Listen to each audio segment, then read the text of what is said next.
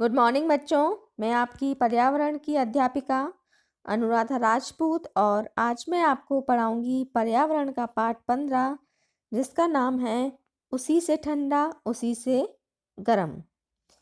ये जो कहानी है ये हमारे देश के पूर्व राष्ट्रपति डॉक्टर जाकिर हुसैन ने लिखी थी और वह बच्चों के लिए बहुत सारी कहानियाँ लिखते थे और ये जो कहानी है ये भी उन्हीं में से एक है। तो चलिए शुरू करते हैं। एक था लकड़हारा, जंगल में जाकर रोज लकड़ियां काटता और शहर में जाकर शाम को बेच देता था। एक दिन वह दूर जंगल के अंदर चला गया। कटकटी का जाड़ा पड़ रहा था, उसकी उंगलियां बिल्कुल सुन्न होती जाती थी। वह थोड़ी थोड़ी देर बाद कुल्हाड़ी रख देता और दोनों हाथों को मुंह के पास ले जाकर खूब जोर से उनमें फूंक मारता कि गर्म हो जाएं। कोने में खड़े एक मियाँ बालिस्ते उन्हें देख रहे थे। घूर घूर कर उन्होंने जब देखा कि वह बार बार हाथ में कुछ फूंकता है तो सोचने लगे कि यह क्या बात है, मगर कुछ समझ में न आया तो वे अपनी जगह से उठे और कुछ दूर चलकर फिर लौट गए कि ना मालूम कहीं पूछने से यह आदमी बुरा ना माने। मगर फिर रहा न गया, आखिर वे ठुमक ठुमक लकड़हारे के पास गए और कहा, सलाम भाई, बुरा न मानो तो एक बात पूछें। लकड़हारे को यह जरा सा आदमी देखकर ताज्जुब भी हुआ, हंसी भी आई, मगर उसने हंसी को रोककर कहा, हाँ हाँ भाई, जरूर पूछो। बस यह पूछता हूँ कि तुम मुंह से हाथ पर फूंकसी क्यों मारते हो। तो इस पाठ में जो लकड़हारा है वो लकड़ियाँ काटने के लिए जंगल में जाता था और वहाँ से लकड़ियाँ काट कर लेकर जो आता था वो शहर में बेच देता था। एक बार जब वो लकड़ियाँ काटने के लिए जंगल में गया तो बहुत ज़्यादा ठंड थी, तो उसके हाथ ठंड की वजह से सुन्न हो रहे थे और वो लगातार उन्हें फूंक मार मार कर गर्म करता जा रहा था। तभी थोड़ी ही दूर पर खड़े एक आदमी जिसका नाम मियाँ बालिस्ते था, और उनका ये नाम इसलिए था क्योंकि उनका जो कद था, उनकी हाइट थी, वो बहुत छोटी थी। तो वो ये देखकर मियाँ बालिस्ते बहुत आश्चर्य में पड़ गया कि ये बार बार अपनी फूंक जो है हाथों पर क्यों मार रहा है। उसको बहुत देर से वो यही सोचता रहा कि मैं जाकर पूछूं, लेकिन वो संकोच की वजह से उनके पास नहीं गया, लकड़हारे के पास। लेकिन जब उससे रहा नहीं गया, वह लकड़हारे के पास गया और उसने उससे पूछ ही लिया कि तुम ये बार बार हाथों पे फूंक मारकर क्या कर रहे हो।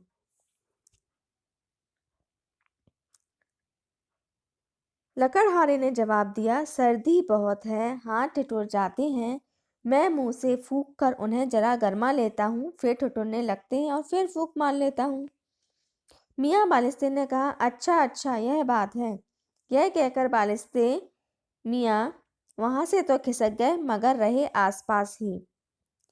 तो जब लकड़हारे ने कहा कि ठंड बहुत है तो मैं फूंक मारता हूँ अपने हाथों पर और इस तरह मैं अपने हाथों को गर्म करता हूँ। तो जो मियाँ बालिस्ते थे उन्होंने कहा कि अच्छा ठीक है, मतलब तुम फूंक मारकर अपने हाथों को गर्म कर रहे हो। और ये जवाब सुनने के बाद वो वहाँ से चले गए, लेकिन फिर भी वह कुछ दूर पर खड़े होके उसको देखते ही रहे। दोपहर का वक्त आया, लकड़हारे को खाना पकाने की फिक्र हुई। इधर उधर से 2 पत्थर उठाकर चूल्हा बनाया, आग सुलगाकर चूल्हे पर आलू रख दिए। लकड़ी गीली थी इसलिए आग बार बार ठंडी हो जाती तो लकड़हारा मुंह से फूंक कर तेज कर देता था। अरे, पालिस्ती ने दूर से देखकर अपने जी में कहा, अब यह फिर फूंकता है, क्या इसके मुंह से आग निकलती है। लकड़हारे को भूख ज्यादा लगी थी इसलिए एक सिका हुआ आलू उठाया, उसे खाना चाहा तो वह ऐसा गर्म था जैसे आग। तो फिर वह मुंह से फू फू करके फूकने लगा। अरे, बालिस्ते जी ने फिर जी में कहा, यह फिर फूकता है, अब क्या इस आलू को फूक कर जलाएगा। थोड़ी देर फूफू करके लकड़हारे ने उसे अपने मुंह में रख लिया और गप गप खाने लगा। अब तो बालिस्ते की हैरानी का हाल ना पूछो। वो जो लकड़हारा था उसको भूख लग रही थी, तो उसने क्या किया कि पत्थर का चूल्हा बनाया, उसमें लकड़ी रखी और जो आलू थे उनको उबलने के लिए रख दिए। और जब वो उबल गए तो जो लकड़हारा था उसको भूख बहुत लग रही थी। उसने एक आलू उठाया, उसको देखा तो वो बहुत ज़्यादा गर्म था, तो वह उसको फूंक मार के ठंडा करने लगा। लेकिन जो मियाँ वालिस्ते थे वो उनको दूर से देख रहा था लकड़हारे को। तो जब उसने ये देखा कि ये हाथों में भी फूंक मार रहा है, उसके बाद वो जब चूल्हा जला रहा था तो उसमें भी फूंक मार रहा था, और फिर जब वो आलू खाने को हुआ तब भी वो फूंक मार रहा है, तो उसने मन में सोचा अब क्या ये आलू को पूरी तरह से जलाना ही चाहता है जो बार बार उसको फूंक मार रहा है। और फिर मियाँ बालिस्ते से रहा नहीं गया और ठुमक ठुमक कर फिर लकड़हारे के पास आया और कहा, सलाम भाई, बुरा ना मानो तो एक बात पूछूं। लकड़हारे ने कहा, बुरा क्यों मानूंगा, पूछो। बालिस्ते ने कहा, तुमने सुबह मुझसे कहा था कि मुंह से फूंक कर अपने हाथों को गरमाता हूँ। अब इस आलू को क्यों फूंकते थे? यह तो खुद पहले से बहुत गर्म था और इसे गरमाने से क्या फायदा? लकड़हारे ने कहा, नहीं मियाँ टिटलू, यह आलू बहुत गर्म है, मैं इसे मुंह से फूंक फूंक कर ठंडा कर रहा हूँ। बात तो कुछ ऐसी ना थी, मगर यह सुनकर मियाँ बालिस्ते का मुंह पीला पड़ गया। डर के मारे कप कप कांपने लगा, उसके पैर पीछे हटते जाते थे। लकड़हारा भला मानस था, उसने आखिर पूछा, क्यों मियाँ, क्या हुआ? क्या जाड़ा बहुत लग रहा है? मगर मियाँ बालिस्ते थे कि बराबर पीछे ही हटते चले गए, और जब काफी दूर हो गए तो बोले, अरे यह न जाने क्या बला है, कोई भूत है या जिन्न? उसी से ठंडा उसी से गर्म, हमारी अकल में यह बात नहीं आती। सच है, यह बात बालिस्ते की नन्ही सी खोपड़ी में भी आने की थी भी नहीं।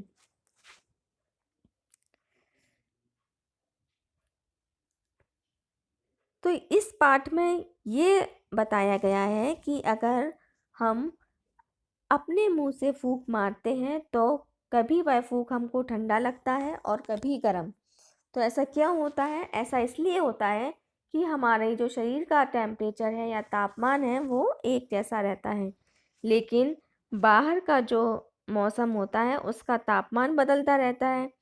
अगर उसका तापमान ज़्यादा होता है तो हमें वो फूंक ठंडी लगती है, और अगर उसका तापमान कम होता है तो हमें अपनी फूंक गर्म लगती है।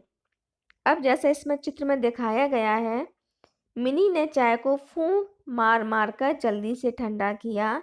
तुम्हें क्या लगता है, मिनी की चाय ज़्यादा गर्म होगी या फूंक की हवा? अगर मिनी ने चाय को फूंक मार के ठंडा किया है तो इसका मतलब ये है कि जो चाय है वो ज़्यादा गर्म है। चित्र नंबर 2, सोनू की ठंड से जान निकल रही थी, इसलिए वह बार बार अपने हाथों पर फूंक मार रहा था। अब सोचो और लिखो कि सोनू के हाथ ज़्यादा ठंडे होंगे या उसके फूंक की हवा। सोनू जब अपने हाथों को फूंक रहा था उस टाइम ठंड का मौसम था, यानी बाहर का तापमान कम होता है। तो जो सोनू है उसके मुंह से जो फूंक निकल रही थी वो गर्म थी, क्योंकि बाहर का जो मौसम है वो ठंडा है। अब इसके अलावा फूंक मार के यहाँ पे एक प्रयोग बताया गया है करने के लिए कि आप कागज़ से एक सीटी बना सकते हैं जिसमें आप फूंक मार के अलग अलग आवाज़ों को निकाल सकते हैं।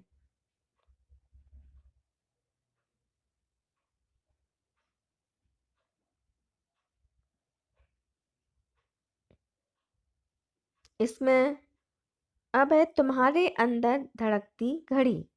घड़ी की सुई से होती टिक टिक की आवाज़ तो तुमने सुनी होगी। क्या तुमने कभी सुना या देखा है कि डॉक्टर हमारी छाती पर स्टेथोस्कोप लगाकर हमारी धड़कन सुन सकते हैं? यह आवाज़ कहाँ से आती है? क्या हमारे अंदर भी कोई घड़ी है जो हमेशा धड़कती रहती है? तो हमारे शरीर के अंदर हार्ट या हृदय होता है जो कि लगातार धक धक करता है, और जब डॉक्टर स्टेथोस्कोप लगाकर उसको सुनता है तो हमें अपने हृदय की धड़कन सही तरीके से साफ साफ सुनाई देती है और उसी की आवाज़ हमें टिक टिक करती हुई घड़ी की सुई की तरह लगती है। ये दूसरा वाला जो प्रयोग है उसमें सांप बताए हवा का बहाव। इसमें कागज़ से सांप बनाने के लिए बताया गया है कि आप किस तरीके से सांप को बना सकते हैं और वो घूमकर आपको बताएगा कि किस दिशा में हवा बह रही है। तो ये जो पाठ था, इस पाठ में हमने पढ़ा कि जो हमारे मुंह से निकला हुआ फूंक होता है वो ठंडा भी हो सकता है और गर्म भी। आशा है आपको ये पाठ समझ में आ गया होगा और इसके प्रश्न उत्तर अब याद कीजिए। धन्यवाद।